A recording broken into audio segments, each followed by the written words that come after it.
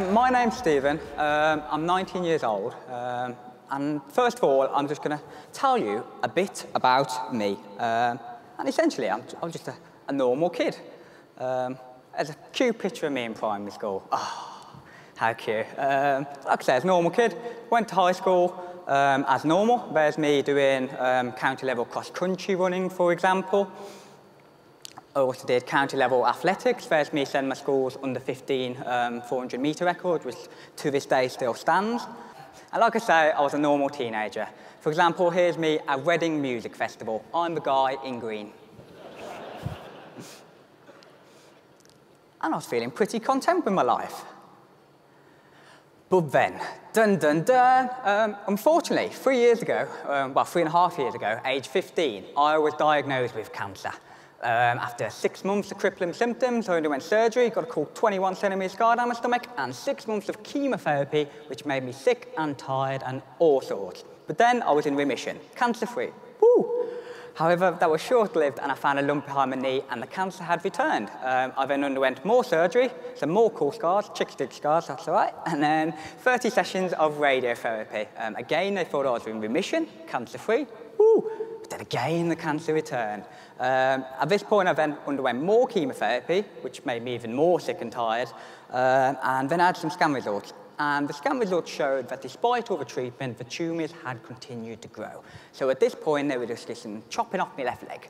Before they had a chance to do that, however, the cancer had spread elsewhere. I've since had more cancer in my groin, pelvis, back of my calf, and since underwent more surgery, chemotherapy, surgery, chemotherapy, and the next step for discussing is a potential amputation again.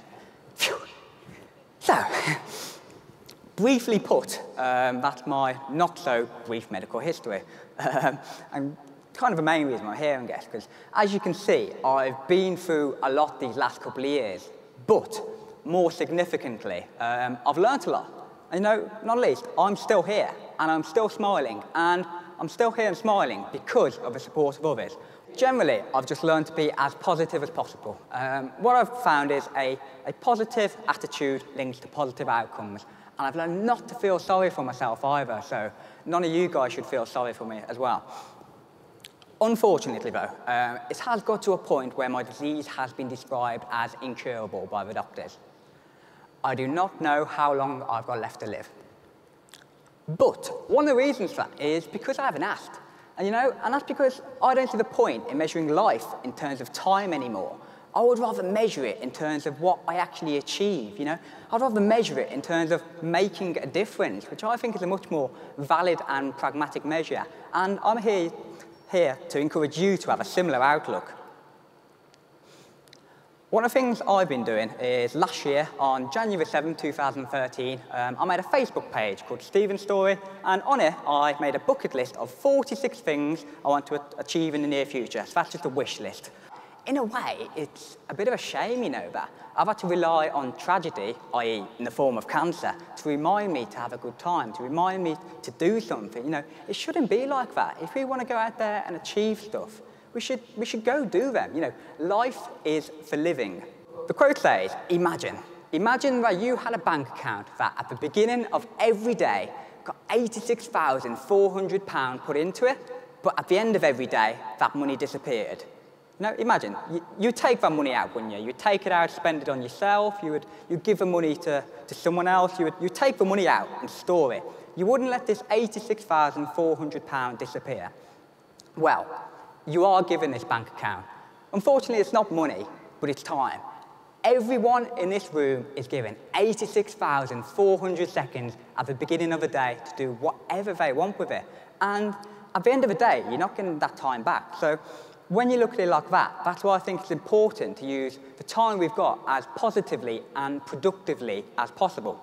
What I have found is that the best way to help yourself is to help others, Sometimes it is better to give. I'm going to end with telling you kind of why I share my story. Why am I stood in front of all you guys here right now?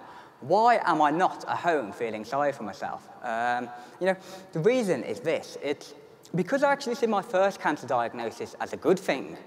It was a huge kick up the backside. It taught me to take nothing for granted and gave me a lot of motivation for life. Unfortunately, my later diagnosis means I might not have much time left. So personally, I'm stuck in this position with loads and loads of motivation, but not very much time. Well, I see people like yourselves. You guys have got all the time in the world to make a difference to yourselves, to make a difference to others. But what you might not have is the motivation to do that. Well, you can't give me your time to make me live longer. But what I can try and do is to give you a bit of my motivation, you know, to go out there and achieve something, to go out there and help others, to go out there and enjoy life. And I'm going to say once more, to make a difference. And that's it. So, if you want, check my online blog, and thanks for having me.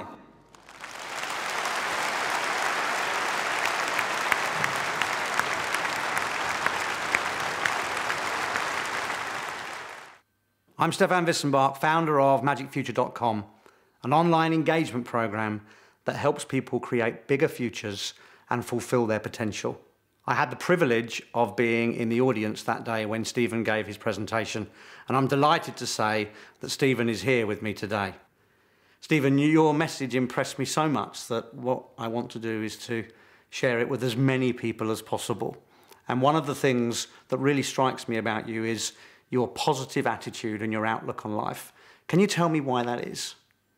Well, throughout my journey, there's been all kinds of ups and downs, but on the whole and throughout, what I found is a positive attitude linked to positive outcomes. I started off with the belief I could be a better person, do more things, and as a result, joined up with a positive attitude, and I have done so.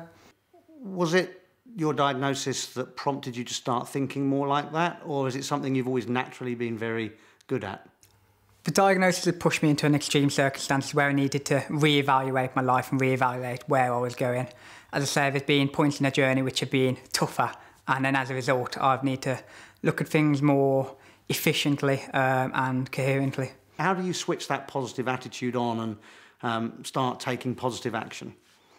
One of the main messages I try and put across is that bad things unfortunately do happen, whether it's cancer, whether it's another illness, whether you just stubbed your toe. I don't know, bad things do unfortunately happen, but it's how we react to it that's the important point.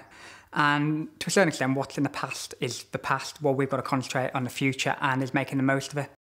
We've spoken about your bucket list that you created, and it's a wonderful bucket list, and I was looking at it just this morning and seeing how much fabulous progress that you've made.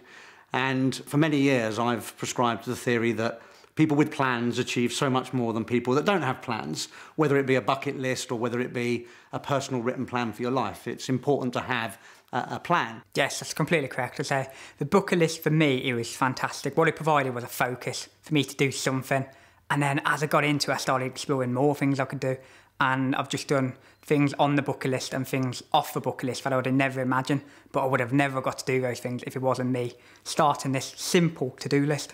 Everyone's got things they want to do in their life, but after my incurable diagnosis, I had to start thinking about that a bit more pragmatically, and I had to start to think about when and how I'm going to do them. So to me, just making this list along with a kind of online journal made sense. And it just spiralled from there. But actually the bucket list has took a bit of a back seat for me almost now. What the bucket list has done is highlighted a goal, and the thing that I've enjoyed most is for helping others. Part of it, so my number one goal is just to help as many people as possible now by spreading as many positive messages as I can.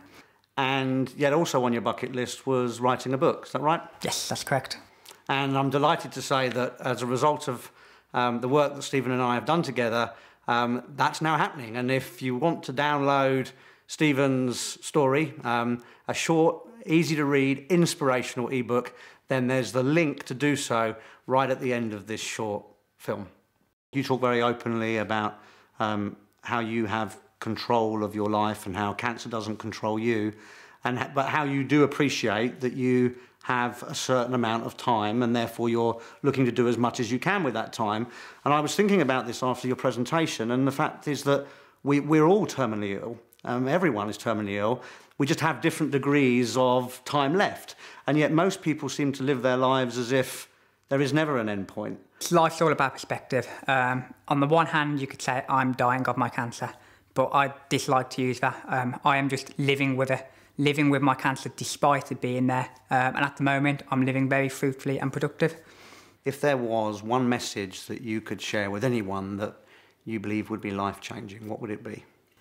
Well, as mentioned, one of the first things my cancer diagnosis did, it gave me a lot of motivation for life. Unfortunately, my later diagnosis means I might not have much time left, so personally, I'm stuck in this position with loads and loads of motivation, but potentially not that much time. Well, I see lots of people out there who have got time, you know, but what they might not have is motivation. They can't give me their time to make me live longer. What I can try and do is give them a bit of my motivation, you know, to go out there and achieve something, to enjoy life. And that's the message I want to leave, really, is for them to make the most out of every second and to make a difference.